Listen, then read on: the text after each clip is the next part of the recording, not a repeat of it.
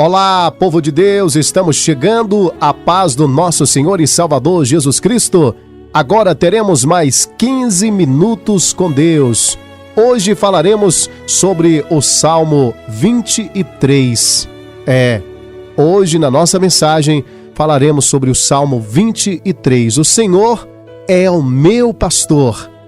Lindas e sábias palavras, cuja beleza ímpar parece nos arrebatar juntamente com o autor e viajar pelos campos verdes e os ribeiros cristalinos do antigo Israel. O Salmo 23, escrito em uma linguagem poética, traz em seus versos significados profundos sobre o zelo do Senhor para com os seus servos. Este texto foi escrito pelo rei Davi, que foi pastor em sua juventude. Davi estava cuidando de suas ovelhas quando o profeta Samuel foi à casa do seu pai Jessé para ungir um novo rei. Vamos ver neste estudo, ou nesses 15 minutos com Deus, os pontos mais importantes do Salmo 23, onde a cada versículo procuramos comentar a principal mensagem que o salmista nos deixou como ensinamentos de verdades espirituais valiosíssimas para os nossos dias. No primeiro versículo, o Senhor é o meu pastor. É assim que está escrito. Davi lhe revela aqui o segredo do sucesso do seu reinado. Ele foi o chefe do maior reino de Israel. O próprio Messias seria conhecido como filho de Davi. Estes versos falam da felicidade daqueles que aceitam a liderança divina em suas vidas. O salmista era rei, porém se colocava como apenas uma ovelha do rebanho do Supremo Pastor.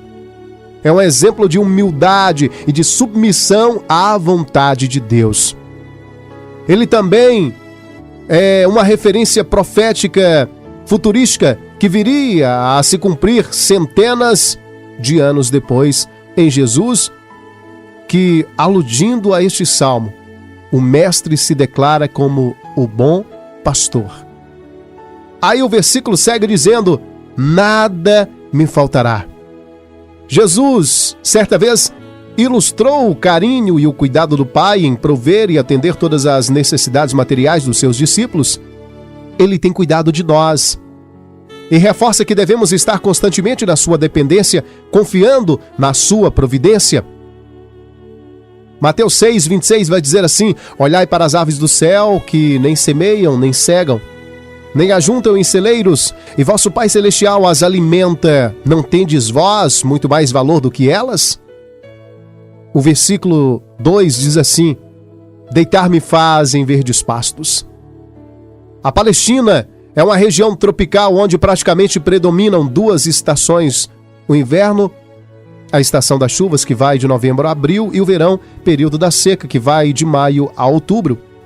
Nos primeiros dias de abril, a vegetação recente oferece um espetáculo maravilhoso, um esplendor verde, um tipo de mosaico multicolorido excelente para a pastagem dos rebanhos.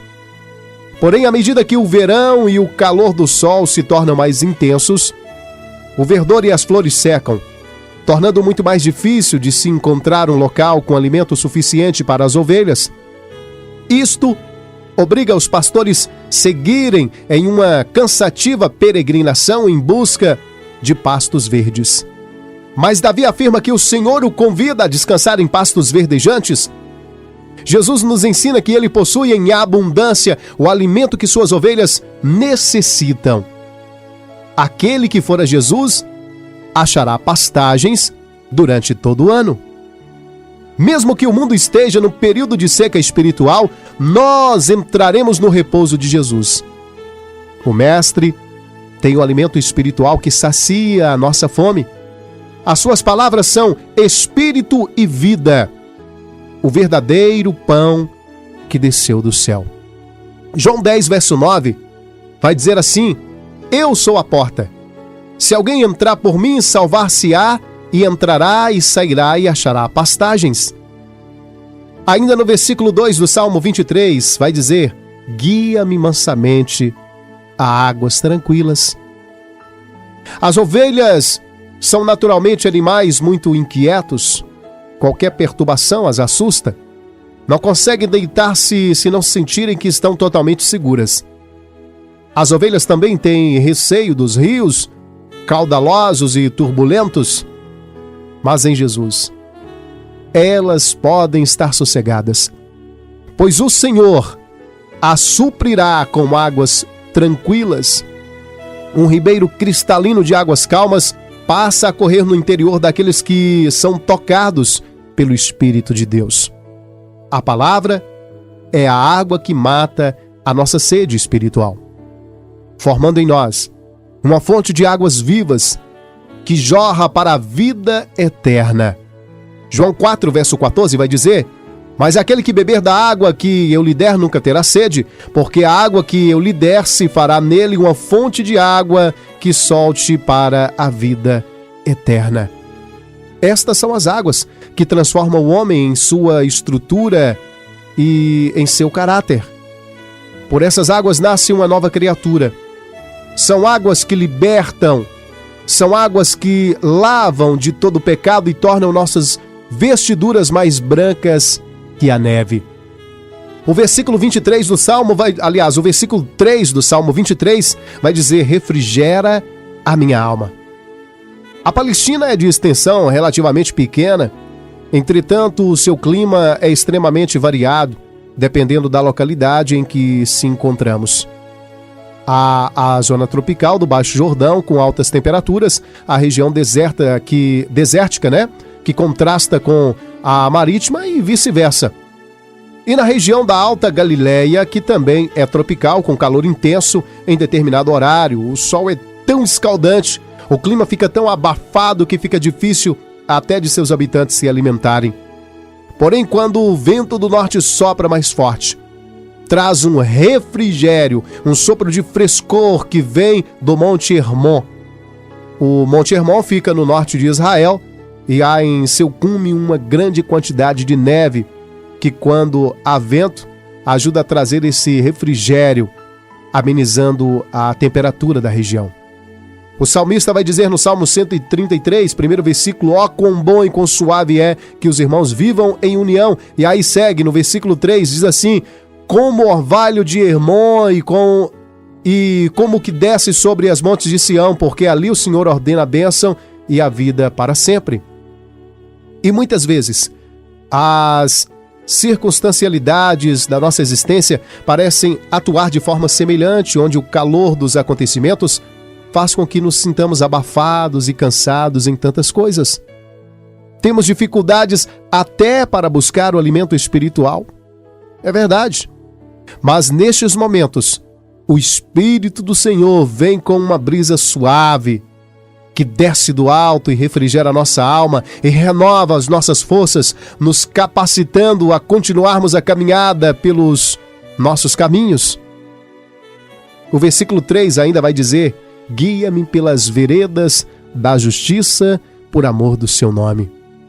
Guiar as ovelhas era uma das funções do pastor. E nos campos de Israel, os pastores buscavam passagens que facilitassem a condução do seu rebanho sem que suas ovelhas se desviassem pelos mais diversos caminhos. As veredas são passagens estreitas entre a vegetação, onde não há espaço para desviar-se nem para a direita nem para a esquerda. É um caminho reto, onde as ovelhas podem percorrer com segurança, seguindo sempre para frente até chegar ao aprisco, sob a liderança e a proteção do pastor. E o Senhor, neste momento, Ele nos convida a trilhar pelo caminho da retidão e da justiça. O caminho que leva a Deus realmente é estreito. Não se pode olhar para os lados, é preciso prosseguir em direção ao nosso alvo, que é o nosso Senhor e Salvador Jesus Cristo. E o Supremo Pastor nos revela que Ele mesmo é o caminho pelo qual devemos viver e caminhar. Olha, ainda que eu andasse pelo vale da sombra da morte, não temeria mal algum, porque tu estás comigo. Salmo 23, no versículo 4.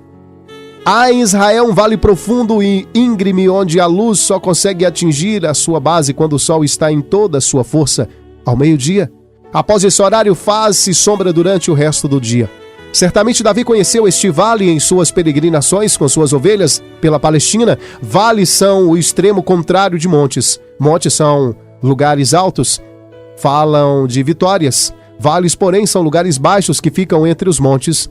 Vales falam de dificuldades, tempos de sofrimentos, de angústias, enfim. Em nossa caminhada por esse mundo, podemos enfrentar situações e circunstâncias difíceis de se resolver. Muitos problemas de diversas naturezas podem chegar até nós. Davi também passou por momentos difíceis de se suportar. Envolvido em combates, perseguido por seus inimigos, mas ele soube superar estes momentos porque depositava em Deus a sua confiança. Davi sabia que os vales ficavam entre montanhas. Depois de passar por um lugar profundo pela depressão ou tristeza, Deus o levaria a um lugar alto, onde a alegria do Senhor se faz presente. Ei, Jesus nos deixou semelhante ensinamento. Ainda que passemos pela dor ou tristeza, o bom pastor estará conosco, para nos consolar e proteger o nosso coração nas horas mais difíceis e angustiantes da nossa vida.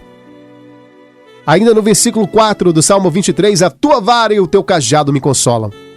A vara e o cajado eram ferramentas do pastor para resgatar, proteger e guiar as ovelhas.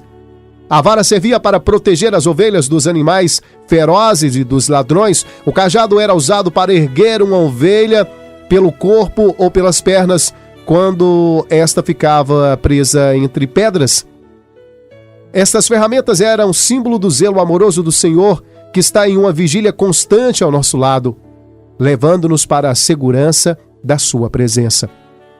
E o Supremo Pastor deixou a sua glória para resgatar as ovelhas perdidas do seu rebanho. O seu cajado, a sua palavra, está pronto a nos erguer para nos livrar da armadilha e da prisão do pecado. Olha, lá no versículo 5 vai dizer: preparas uma mesa perante mim na presença dos meus inimigos. Davi confiava que a providência de Deus era tão grande que os seus inimigos não conseguiriam vencê-lo e que eles viriam mais adiante a bênção do Senhor visível em sua vida. Esta palavra também era profética e anuncia ainda hoje a vinda do Messias Jesus, quando todos o verão, até aqueles que o transpassaram na cruz. Olha, nesse dia, todos os seus inimigos verão o Senhor regozijante com suas ovelhas em um grande banquete. Mas eles não poderão entrar e prantearão eternamente. O versículo 5 vai dizer: unges a minha cabeça com óleo. Era costume no Antigo Oriente, no meio da refeição, o anfitrião ungia a cabeça do convidado de honra com uma gota de óleo perfumado. O óleo também simboliza o Espírito Santo. Deus, ele mostra que somos seus convidados especiais para o seu banquete, as bodas do Cordeiro. E o Senhor, ele nos ungiu e nos perfumou com o seu Espírito. O óleo precioso que desce sobre nossas cabeças, penetrando nas nossas mentes, perfumando nosso entendimento, chegando até a nossa alma, é o Espírito Santo. Bendito é aquele que recebe essa unção sobre a sua vida. O meu cálice transborda, ainda no versículo 5, durante a refeição, de uma maneira geral, o cálice simboliza a alegria. E a unção do Espírito Santo traz uma alegria que transborda o nosso ser. É a alegria da salvação, do reencontro com aquele que é o autor da nossa vida, o consumador da nossa fé, da volta ao nosso Pai Celestial. Jesus afirma que há uma festa no céu quando um pecador se arrepende. O cálice da alegria da salvação transborda. Há abundante alegria quando somos alcançados por tão sublime e imerecido perdão. Meus irmãos, no versículo 6 vai dizer: certamente que a bondade e a misericórdia me seguirão todos os dias da minha vida. O verbo seguir tem aqui o mesmo sentido no original hebraico da palavra utilizada para descrever o ato de caçar de um animal selvagem. Quando o Senhor é o nosso pastor, ao invés de sermos perseguidos por feras selvagens, somos seguidos pela bondade e pela misericórdia que descrevem o amor leal de Deus para com nós. Aí ainda no versículo 6 vai dizer: e habitarei na casa do Senhor por longos dias. Mais do que uma promessa terrena e material, esta palavra também é uma profecia do reino eterno do nosso Senhor Jesus, em cuja presença estaremos para sempre, usufruindo de suas promessas e de suas bênçãos, vivendo eternamente com Ele. Oh, glória a Deus, que salmo lindo e maravilhoso! E com esta mensagem eu quero orar com você. Pai bendito e fiel, obrigado, meu Deus, por ser o nosso pastor. Deus, obrigado pela tua misericórdia, obrigado pelo teu amor, Pai, obrigado pelos teus cuidados para com cada um de nós.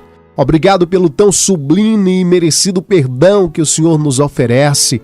Pai bendito e fiel, nós te damos graças, Pai, te damos graças. Até aqui o Senhor tem nos sustentado, o Senhor tem nos concedido a unção do Espírito Santo do Senhor em nossas vidas. Pai bendito e fiel, obrigado, meu Deus, em nome do Senhor Jesus, por tudo, por tudo, por tudo. Deus, nós te damos graças, Pai, porque nós cremos na Tua palavra e um dia estaremos alegrando com o Senhor em um grande banquete nas mansões celestiais.